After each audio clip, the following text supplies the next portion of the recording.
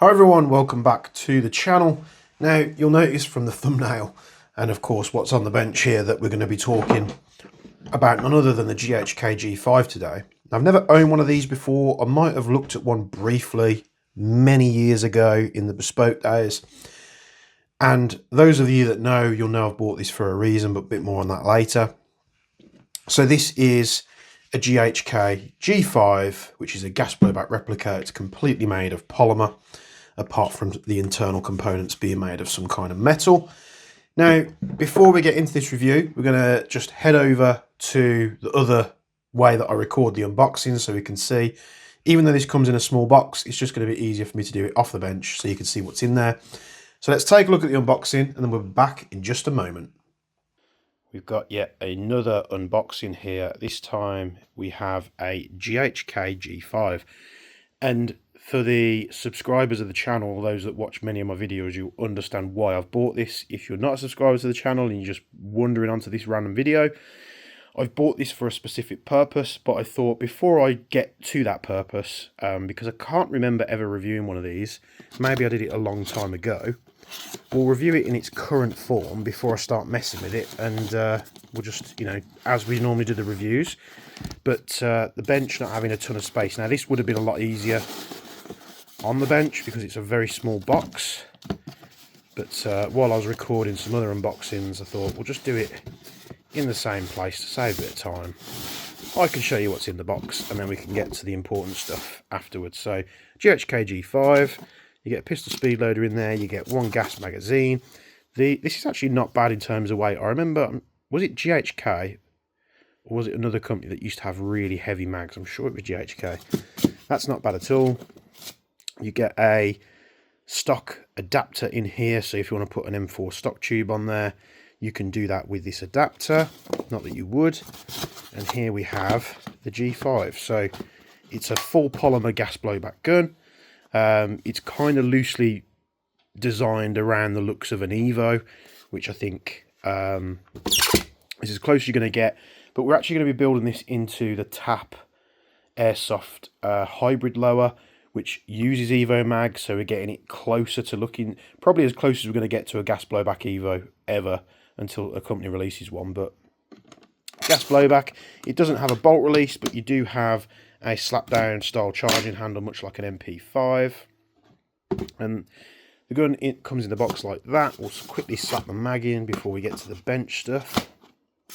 Now, a great little PDW. Now, I remember a time when you could get these brand new for like 200 quid. I'm sure that ain't some weird Mandela effect going on. I'm sure these used to retail like somewhere for like 200. I'm sure of it. I was on about sourcing one, and many of you did get in touch with me and offer, bits and pieces, and say, I've got a GHK G5. Are you interested? And the problem with those ones, hello Loki, don't mind him, is that they've all been modified, and I didn't want a modified gun. I tend not to buy modified guns anymore, if at all possible. So I wanted to get one that was just fresh out the box, unmolested, for want of a better word. So I actually picked this up from Mil-Spec Solutions, had it in stock. I think it was about £375, which I think for this is vastly expensive. I don't think they're worth that amount of money.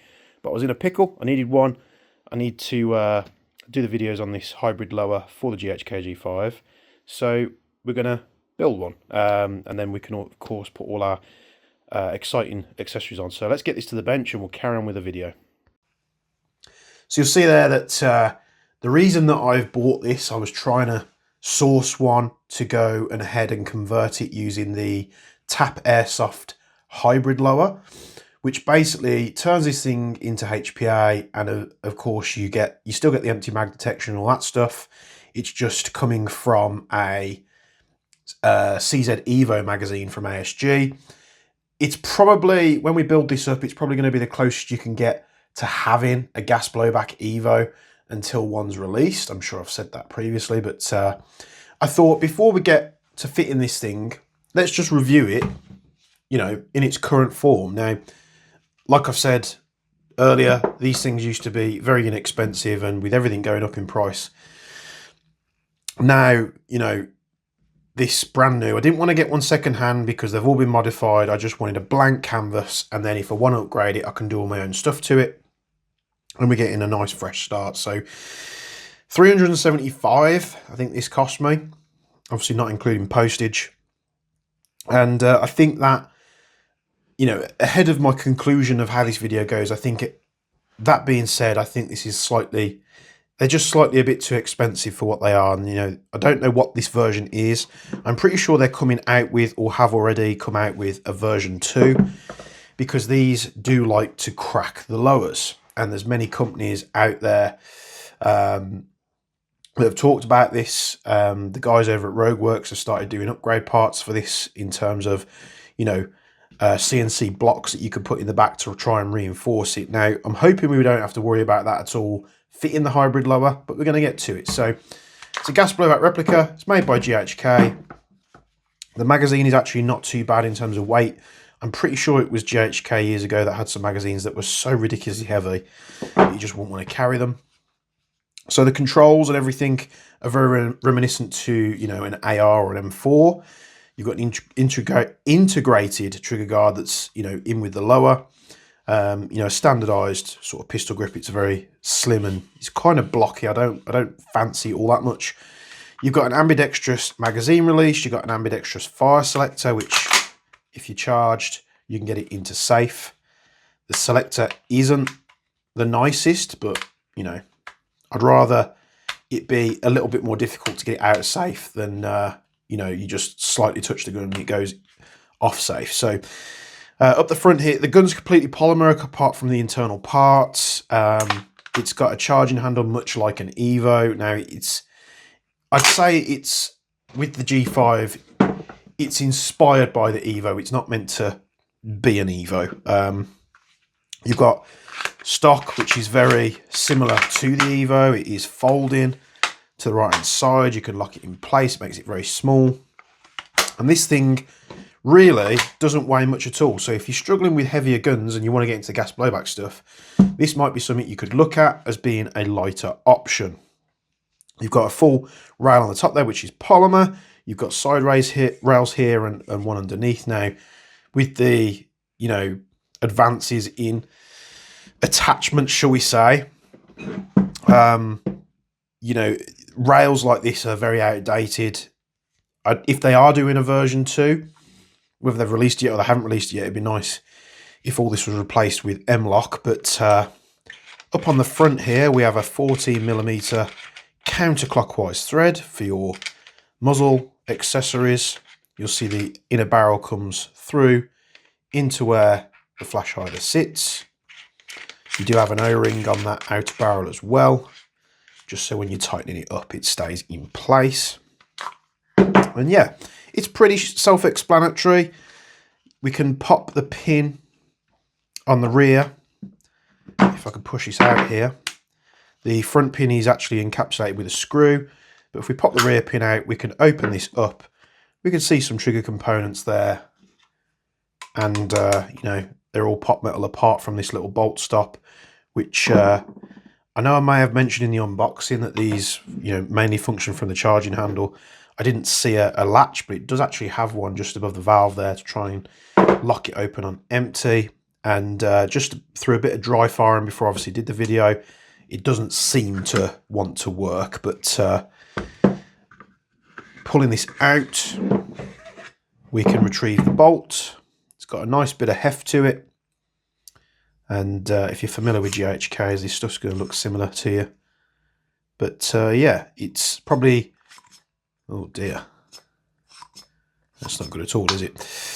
This product has been, you know, talked about for many years. This isn't something that's new. But I thought about getting a baseline before we start heavily modifying this thing to run on HPA. Gas magazine that comes with it. We'll have to see what kind of adapter. Do we have an adapter that we can use? Now, I do have a generic. This might be a GHK adapter. I'm not entirely sure. We'll see if we can just fill it with some BBs. I've already gassed the magazine up with propane. Need to order some more .3s.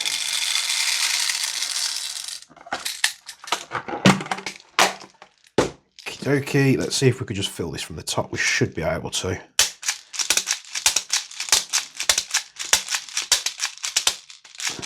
Not the easiest, but it does work. So we've got some BBs in there. And we'll switch this on. We're set to 0.3. Oh, we're set to 0.32. I was testing a customer's gun earlier, so let's change that back to 0.3s. There we go. I do like the locking charging handle, much like the Evo. You can give it the old HK slap if you want to. I'm not sure on the longevity of those parts, but I'm sure we'll find out. We slap the mag in, and of course we can drop the bolt. And let's put a round through this. So we are 1.455 joules. Let's do another one. Trigger's very light. 1.467. 1.417. So 318 FPS on a 0.3, 1.4 joules. So yeah, the trigger is very, like, there's no concernable, like, definite wall there. You just have to kind of pull it until it fires, but it seems to be functioning okay. It's nice that the charging handle's non-reciprocating, which means you can get a good purchase on it. It's actually pretty comfy, to be honest. Getting a bit of gas spit. Let's see if we could do a burst of auto. I'm not holding my breath. So it is working on short bursts, but the gas, I'm getting a big gas plume out the barrel here. I'll see if I can show you. And we did actually lock back on empty, so it does work when the gun's firing. However, if we just slap an empty mag in, it doesn't lock back.